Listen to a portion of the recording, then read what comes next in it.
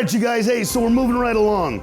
Step 5, admitted to God, to ourselves, and another human being the exact nature of our wrongs.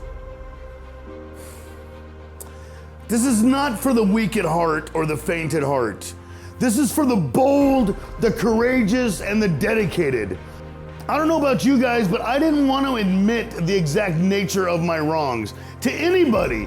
I didn't want to admit that stuff. No, I got pride and I got ego and I got, and I get defensive. I don't want to admit to you that I'm freaking wrong about stuff. It makes me feel weak. But this step is about being vulnerable. And that does not sound attractive or cool, being vulnerable. But every great person on the planet, they will tell you that the path in the beginning was humility. Being humble. All right. Let's get this stuff out. Because see, the deal is that we're only as sick as our secrets. What secrets that we have inside, we know all the crap that we've done our entire life. We know all this stuff, and we're sick. We have tons of secrets that has caused so much disappointment in our lives. Right now, raise your hand if you've ever disappointed somebody. 1 time? 2 times? 500 times? And it is not a heroic story when you're with your friends and with your family and you talk about being a giant disappointment or a failure in any circumstance. So we want to hold on to either being a victim and we're blaming other people, or we hold on to it and we know that we're not cool. So we're only sick as our secrets. And as long as all that disappointment is inside of us, we will continue to disappoint. There's this thing in therapy, and it says, what can be talked about can be healed. If you can talk about it, you can heal it. If you can't talk about it, it just festers and stews inside. This is why we keep being compelled to get loaded, to keep drinking, to keep being argumentative and angry. This is why we've got darkness in us. And we try to just discount it, but no. So the deal is we have to admit to another. I don't know why it is such a strange deal, because I know all the crap that I've done. I don't know why I have to admit it to another human being. It's odd, it's strange. How is that gonna make me feel better? But it's part of the process. And if you're this far in the journey, we have agreed to go to any length to find victory over this thing. You're either in or you're not. There's no middle of the road solution. And numerous times I've heard in the rooms that people left things out. People left things out of their 5th step. There was some things that they're gonna go to their grave with and never tell a human being ever some horrible fact of their lives. And I get it if you don't want to write that stuff down, but you gotta let somebody know. And that's hard, man. It's difficult, very difficult, but the truth will set you free. It has been effective in millions of people's lives, becoming free. If you really want to get over this thing, if you really want to stop drinking and getting loaded and destroying your life, then you'll do part of this process. I told you at the beginning of this thing, this is not for the faint at heart. This is not for the weak. This is for those that want to be a hero of their own story. This is for those that will boldly move forward and do whatever is suggested to find freedom. Here's an analogy. There's this machine inside of us, and it just keeps disappointing. It's like, I like to think of it as this disappointer, and it's running kind of against my will. And it keeps shooting out, and my actions and behaviors keep either disappointing myself, I keep breaking my word, I keep making promises, I can't hold up to them, and most of the promises that I made, I wanted to keep them. But this thing just keeps failing. I swear on a stack of Bibles, I'm never gonna drink again, I'm never gonna use again, I'm never gonna go back to jail again, I'm gonna get a job, I'm gonna go to school, I'm gonna get straight A's, I'm gonna succeed in life, I'm gonna freaking get married. And I swear every time that I freaking mean it with every fiber of my being. But as long as this disappointer is in here and it keeps running, I can't stop it. So what this step is, it is shining light on this dark machine, and it just starts getting destroyed. We start dismantling this thing, the exact nature of our wrongs. So we're gonna go down this timeline. I went through this timeline of my life, and all the people that hurt me, all the people that I hurt, all the emotional, gnarly circumstances and situations in my life that I felt negative, that I felt lost, that I felt confused, every single one, that I felt angry, that I felt fear. All the things that burned me up, and the deal is I haven't let them out. I haven't told anyone. I haven't let them out. So now on this step, I'm gonna let them out. And it's gonna be tough, because on my fifth step, I've had some things on there that I never wanted to tell another human being in this life. I never wanted to say anything, but I made the commitment, I gave my word that I would do every single step. And when we got through all of these situations and circumstances, and we compiled a list, and what my sponsor did is he was writing little things, and I was like, what are you writing on this? What are you writing? He was compiling a list of my character defects and my shortcomings. One of those was anger. I was so angry for when I was younger. I was so angry at not getting my way. I was so bitter about life not working out for me. I was so upset that things weren't working out and that life wasn't freaking fair. Those were situations and circumstances. What my part in was that I was carrying that stuff around for years and treating the world like crap because I didn't know any other way. You know, all this stuff that I had done to other people, all this stuff that I had felt bad for, all this stuff that me playing the victim when I was younger, all this stuff, you know, that stuff did happen.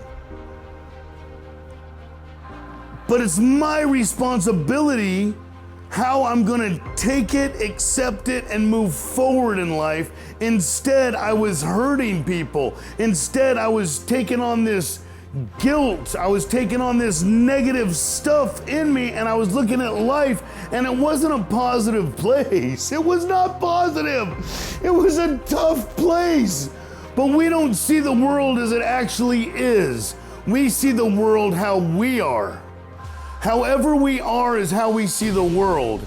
And in order for me to stop the same behaviors of my past, I need to do a thorough inventory, and I need to talk about it with a sponsor so that on some of these things, it was anger, gluttony, lust, sloth, envy, greed, pride, selfishness, me tripping on myself, me tripping on my needs and wants, me not getting my way,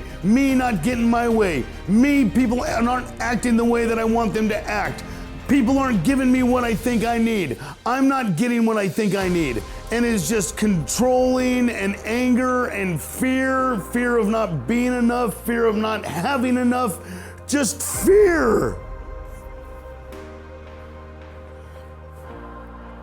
And whose fault is it? This is my life. This is your life. This is my life. We're responsible for our own lives. We are. After we become 18 and move forward, we can't blame our parents anymore. But I was blaming my parents until I was 42 years old. I was blaming them. I wasn't raised right. I wasn't given everything that I thought I deserved. You know, the people, the situations, the circumstances weren't right. This wasn't right. And if I'm blaming other people, or if out there is the problem and I'm waiting for that to change,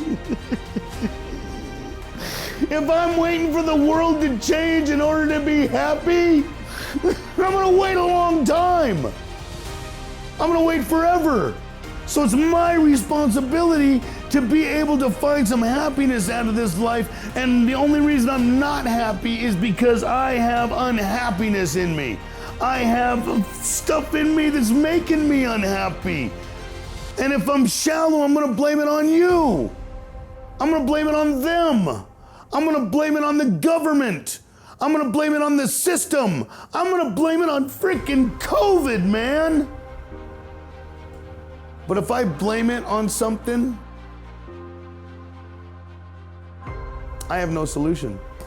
I have to wait till the times change. Well, has the time changed yet? Oh, it hasn't?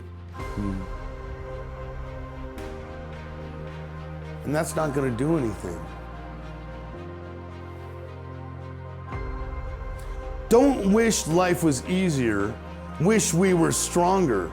And the only reason we're not stronger is because of the emotional past of all these things, all these rotten things that I've done and all these rotten things that have been done to me. That is why I'm not changing, and my whole attitude and outlook upon life is based upon my past. Because see, here's the thing.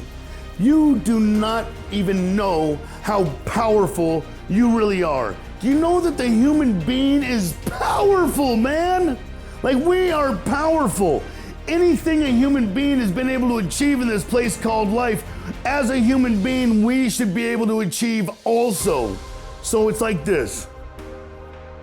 You are so powerful that you can pull with one arm a 1,000-ton train down the tracks. You can. You're a human being. That is the maximum potential of a human being, and you can pull it.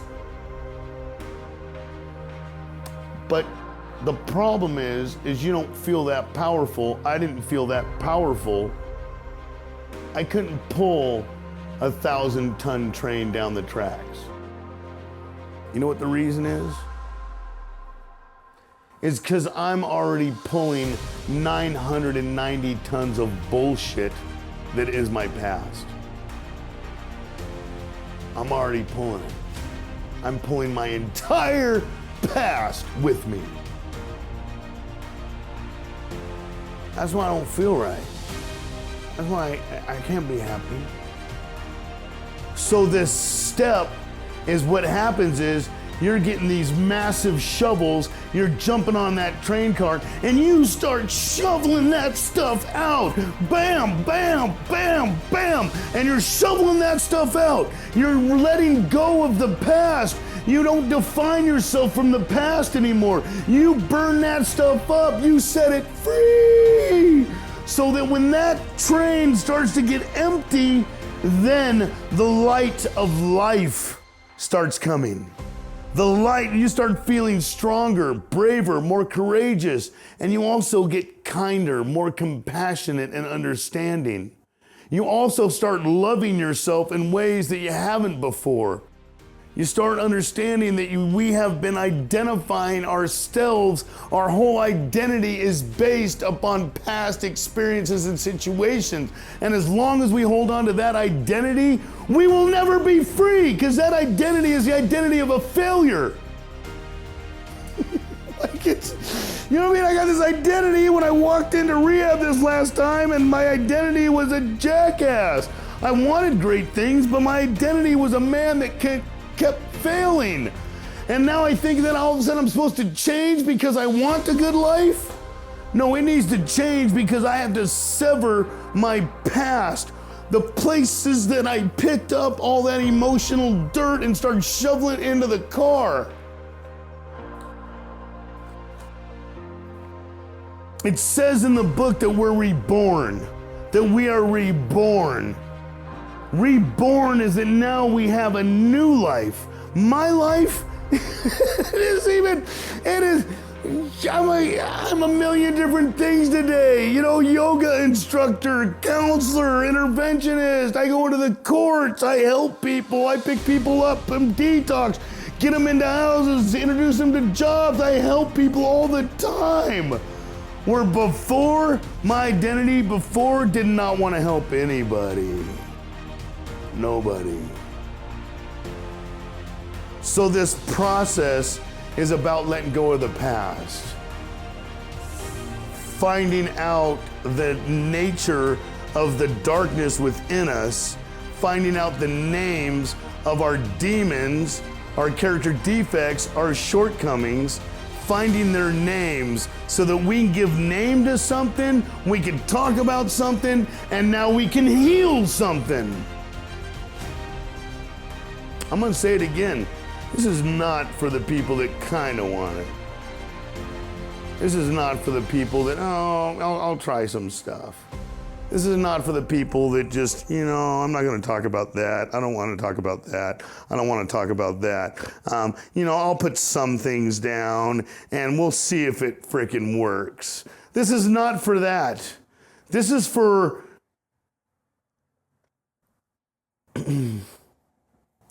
to admit everything, holding nothing back, being free once more. Freedom is what we want. Freedom. And there is no freedom in deception. Deceiving ourselves. Thinking that we're going to have a happy life when our whole existence has been tragedy, or years of our existence has been tragedy. And now we're supposed to have a happy life. It's supposed to change on a dime. I'm going to be honest with you.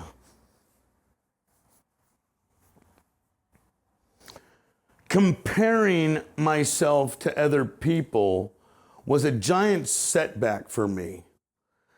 I compared myself a lot of times, and I would see people that did drugs like me, that did time like me, that partied like me, and all of a sudden they're able to turn on a dime. And they're able to just to say, nope, I'm not doing that stuff anymore. I'm done. And they do it. They don't go back to using drugs. They drink once in a while. They have great jobs. They get married. They have kids.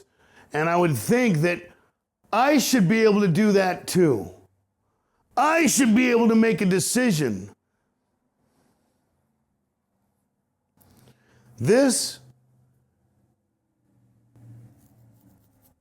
is for the addict or the alcoholic of the hopeless variety.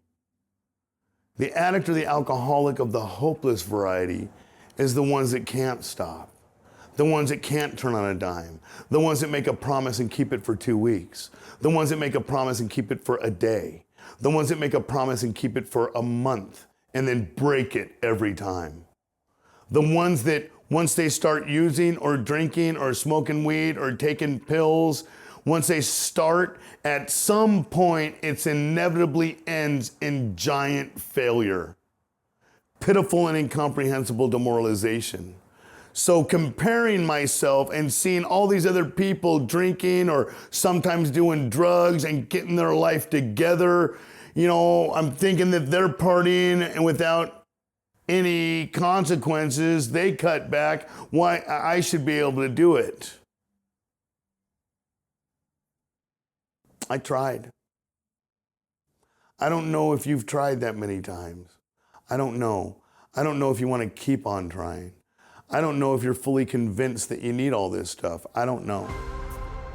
But I do know that if you're sick and tired and you found out that you're powerless achieving failure. It's achieving misery and unhappiness. And drugs and alcohol or something has kept manifesting and you kept repeating the cycle, then this is for you. All of us aren't convinced, but we gotta be convinced. So step 5. Step 5. Admitted to God, to ourselves, and another human being the exact nature of our wrongs. Exact nature.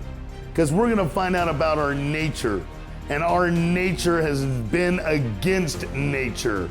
And then one last thing is, you know what nature's law is? To grow and thrive. That's nature's law. To grow and thrive. From the blade of grass, to the little puppy dog, to the mighty oak tree. All of it is to grow and thrive. And if you look back over your recent past, your long past, have you been growing and thriving?